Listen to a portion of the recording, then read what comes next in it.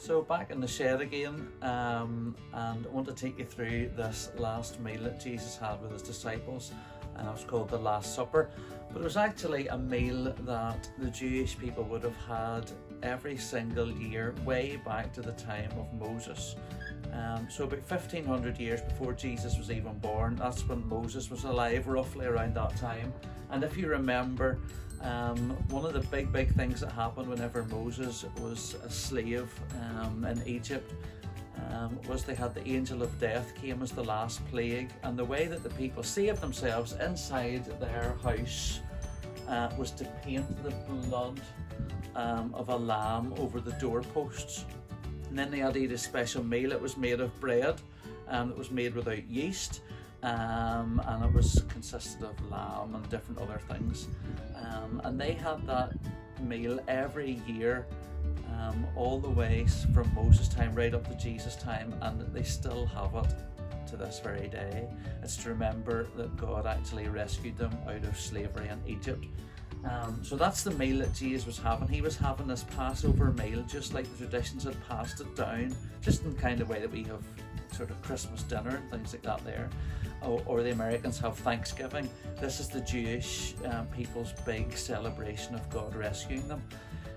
It consisted of all sorts of things, but from the wee picture that you're going to see just up above me, if you remember the picture of Leonardo da Vinci and all of Jesus' disciples and himself sitting there facing the same direction, that's not the way that meal would have been at all. In fact, in Jesus' time, people would have sat at low tables like this here.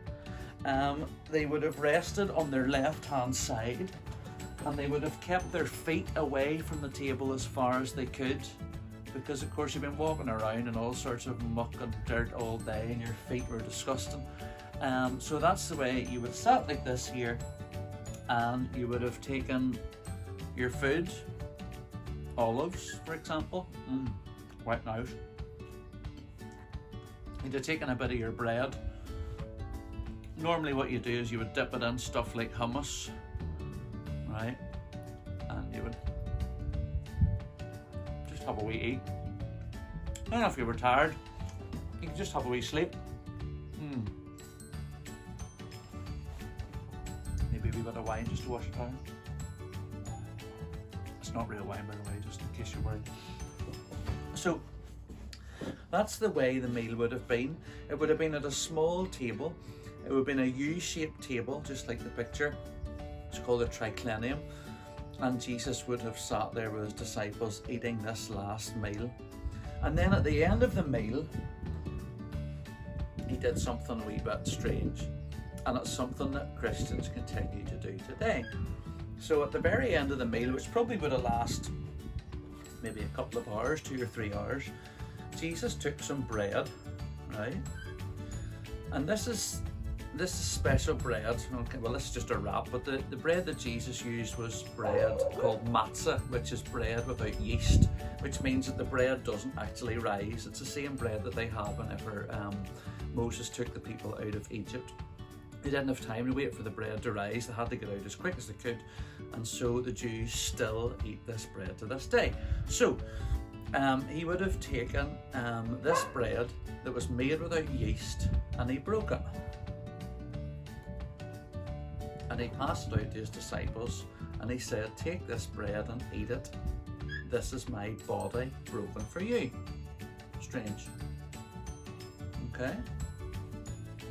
And then once they'd eaten the bread, he took some wine, and he passed it to the guys, and he said, "Drink this wine. This is my blood shed for you for the forgiveness of your sins." And so they drank it, and they ate it.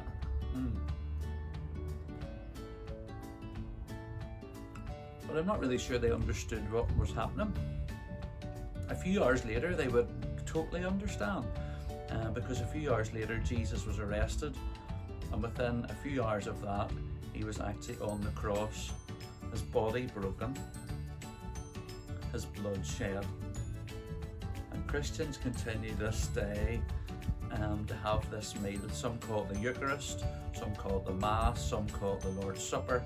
but we continue to remember Jesus' death and his body broken and his blood shed from all those years ago, so we can be thankful for what he did. So that's the Last Supper, okay, and that was Jesus' last meal on this earth.